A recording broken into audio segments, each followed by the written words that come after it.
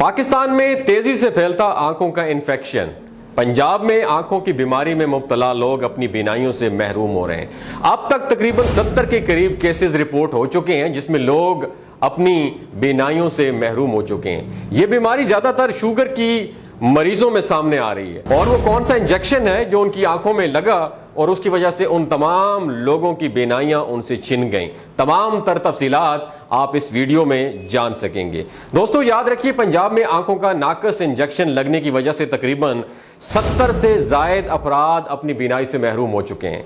कई जिलों में आंखों के इलाज के लिए अवेस्टन नामी इंजेक्शन लगाए गए जिससे मरीजों की आंखों में शदीद इंफेक्शन पैदा हुआ तो लोग अपनी बसारत खो बैठे। इनमें पीपल्स पार्टी के मारूफ रहनुमा मंजूर चौधरी के भाई और उनके दोस्त भी शामिल हैं। उन्हें पंजाब के जिला कसूर में इंजेक्शन लगा जिसके बाद उनकी आंखों में नाकाबिले बर्दाश्त दर्द शुरू हो गया। वो सुबह उठे तो अपनी बीनाई से महरूम हो चुके थे। याद रखिए दोस्तों, अवेस्टन नामी इंजेक्शन दरअसल कैंसर की मेडिसिन है, लेकिन डॉक्टर्स की जानिब से उससे शुगर के मरीजों की आंखों की बीनाई बचाने के लिए ऑफ लेवल इस्तेमाल किया जाता रहा है। इस इंजेक्शन को 2005 में अमेरिका के food and drug authority FDA ने मंजूर किया था। इसे सबसे ज्यादा बड़ी आंत के कैंसर, बच्चेदानी और फेफड़ों समेत दूसरी किस्म के कैंसर के इलाज के लिए इस्तेमाल किया जाता है। जब कैंसर होता है तो मुतासरा हिस्से पर नई रगें बनना शुरू हो जाती हैं जिससे ऑक्सीजन की बहुत ज्यादा जरूरत पड़ती है।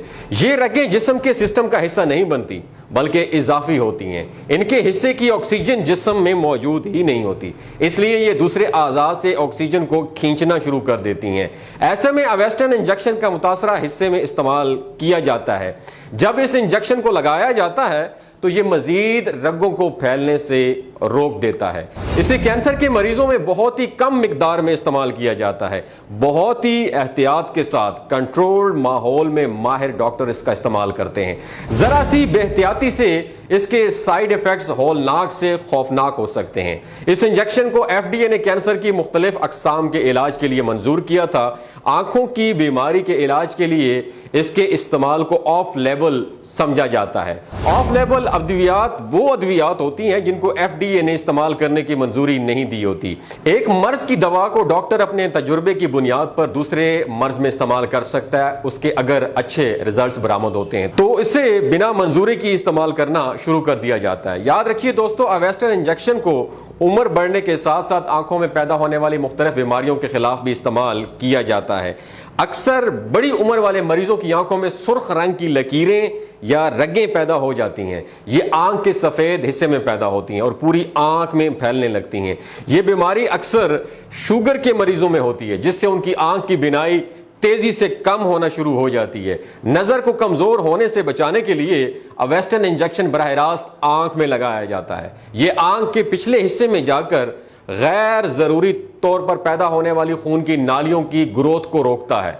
ये उन नालियों से सयाल के इखराज को भी रोकता है क्योंकि सयाल का इखराज बसारत में कमी का जन्म देता है इसको। डॉक्टर सबसे पहले मरीज की आंख को सुन करता है, उसके बाद इंजेक्शन बराह रास्त आंख में डायरेक्टली लगाया जाता है। इस बीमारी के इलाज के लिए मरीज को आमतौर पर 3 से 4 इंजेक्शन लगाए जाते हैं, लेकिन बाज़ सूरतों में इलाज तवील भी हो सकता है। यह दवाई पाकिस्तान में याद रखिए नहीं बनती बल्कि ये दूसरे ममालिक से इंपोर्ट करवाई जाती है। अक्सर ये चीन से मंगवाई जाती है। इसकी स्टोरेज इंतहाई मुश्किल काम है। ये एंटी कैंसर दवाई है और इसमें बहुत से एंटीबॉडीज होते हैं जिससे जब तजवीज़ करदा टेम्परेचर बरकरार नहीं रखा जाता तो एंटीबॉडीज में तोड़ फोड़ शुरू हो जाती है। जब इस दवा को एक जगह से दूसरी जगह मुंतकिल किया जाता है तो तब भी इसका टेम्परेचर मेंटेन रखना पड़ता है। एक तो ये दवा ऐसे ही ऑफ लेवल थी, दूसरा उसका टेम्परेचर जो है ना वो भी मेंटेन नहीं रखा गया जिसकी वजह से ये इन्फेक्शन बहुत तेजी से बढ़ा और मरीज अपनी बीनाई से महरूम हो गए। पाकिस्तान में अक्सर ये होता है कि एक बड़ी डिब्बी में या बड़े डिब्बे में तमाम इंजेक्शन को भर लिया जाता है और उनको स्टोर कर लिया जाता है यानी रख लिया जाता है और बारी बारी जैसे जैसे मरीज आते हैं वो इंजेक्शन उनकी आंखों में लगा दिए जाते हैं। इससे इंजेक्शन की सिरिंजों के जरासीम से आलूदा होने का खतरा मौजूद रहता है। जिस दवाई से मरीजों की बीनाई महरूम हुई है वो दवा बरतानिया से मंगवाई गई थी। हर शीशी से 1.25 मिलीग्राम और आधे मिलीग्राम के 70 इंजेक्शन तैयार किए गए थे।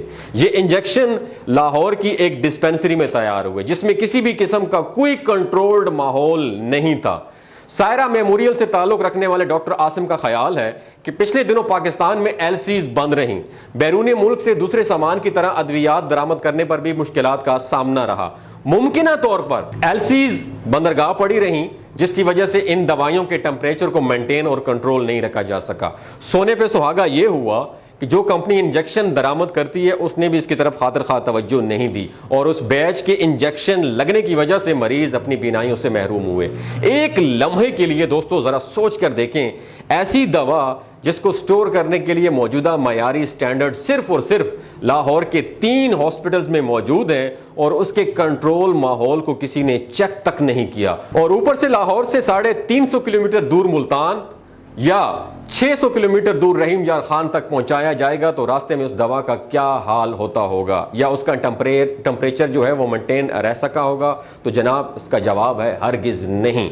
दोस्तों ये वीडियो आप लोगों के साथ शेयर करने का बुनियादी मकसद ये है कि हमें सोचना चाहिए, बहसीत कौम हमें सोचना चाहिए कि हमारे अंदर क्या कोताहियां हैं, क्या कमियां हैं, क्या कजियां हैं। आखिरकार हम कब तक कंप्रोमाइज करते रहेंगे अपनी सेहत पर, अपने माहौल पर और अपनी कमियों पर? दोस्तों अगर आपको ये वीडियो अच्छी लगी उसे जरूर शेयर कीजिएगा। अपना और अपने साथ जुड़े रिश्तों का ख्याल रखिएगा। अल्लाह हाफिज।